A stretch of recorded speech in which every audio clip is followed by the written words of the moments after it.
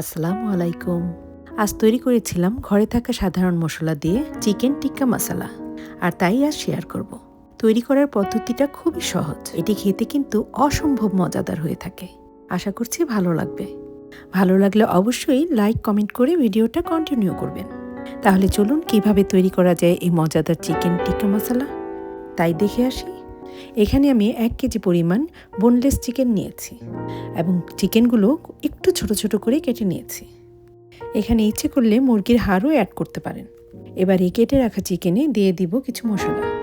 দিয়ে দিব আদা পেস্ট ও রসুন পেস্ট, যা আমি আধা টিস্পুন করে নিয়েছি। জিরা গুঁড়া এবং লাল মরিচের গুঁড়া দিয়ে দিলাম 1 টিস্পুন করে। গরম মশলার গুঁড়া দিয়ে দিলাম 1 টিস্পুন। লবণ দিয়ে দিলাম স্বাদ মতো। সেই সাথে 2 টেবিল স্পুন দিয়ে দিলাম টক দই। এবার সব উপকরণগুলো চিকেনের সাথে খুব ভালোভাবে মেখে নিতে হবে। মাখানো হয়ে গেলে একটি পাশে রেখে দেব প্রায় 1 ঘন্টার জন্য। যদি হাতে সময় থাকে তাহলে ওভারনাইটও ম্যারিনেট করে রাখতে পারেন। এতে করে মশলাটা খুব সুন্দরভাবে চিকেনে ঢুকতে পারে। 1 ঘন্টা পর চুলায় একটি ফ্রাইং প্যান বসিয়ে দিলাম। 2 টেবিল স্পুন পরিমাণ রান্নার রেগুলার তেলও দিয়ে দিলাম। তেলটা হালকা গরম হয়ে এলে চিকেনের টুকরাগুলো দিয়ে ভেজে নেব। চুলার হিটটা মিডিয়াম টু হাইয়ের মাঝামাঝি রেখে চিকেনগুলি ভেজে নিতে হবে। অনেক সময় নিয়ে চিকেনটা ভাজতে যাবেন না, এতে করে চিকেনের জুসিনেসটা নষ্ট হয়ে যাবে। 3 থেকে 4 মিনিট এপাশ ওপাশ করে ভেজে নিলেই হবে। যখনই দেখব দুই পাশটা একটু হালকা লাল লাল হয়ে এসেছে, তখনই অন্য একটি পাত্রে উঠিয়ে রাখব। আবার সেই একই পাত্রে দিয়ে দিব 3 থেকে 4 টেবিল স্পুন তেল। তেলটা হালকা গরম হয়ে আসলে দিয়ে দিব কুচি করে রাখা 1 কাপ পেঁয়াজ। চুলার হিটটা হাইতে রেখে ভাজতে থাকবো যতক্ষণ না পর্যন্ত হালকা ব্রাউন কালার হয়ে আসে। যখনই দেখব হালকা ব্রাউন কালার হয়ে এসেছে, তখনই দিয়ে দেব 1 টিস্পুন করে আদা বাটা ও রসুন বাটা এবং হালকা ভেজে নিব যেন এর কাঁচা স্মেলটা দূর হয়ে যায়।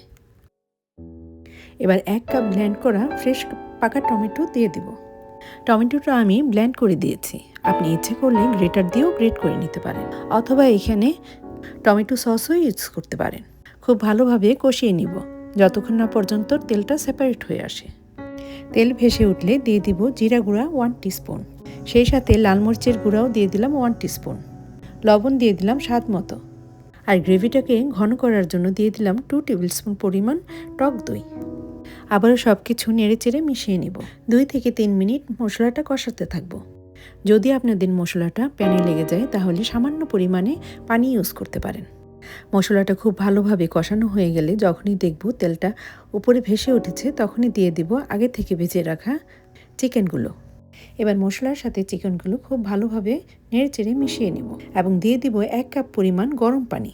আবার সব কিছু খুব ভালোভাবে নেড়েচেড়ে মিশিয়ে নেব এবং ঢাকনা দিয়ে চুলার হিটটা মিডিয়াম টু লো এর মাঝামাঝি রেখে রান্না করব ঠিক 10 মিনিট।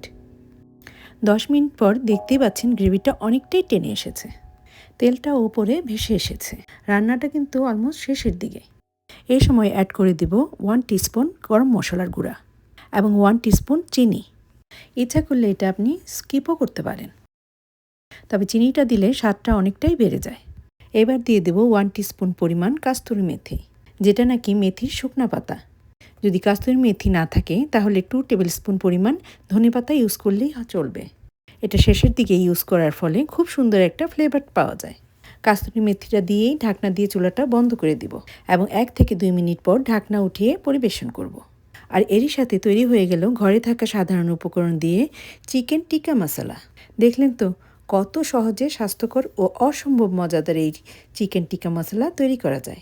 এটি আপনি রুটি, পরোটা, নান, পোলাও, ভাতের সাথে পরিবেশন করতে পারেন। যে কেউ এই রেসিপিটা অনায়াসেই তৈরি করে ফেলতে পারবেন। চলে আসবো যে কোনো সহজ রেসিপি নিয়ে। আজ এখানেই বিদায় নিচ্ছি। আল্লাহ হাফিজ।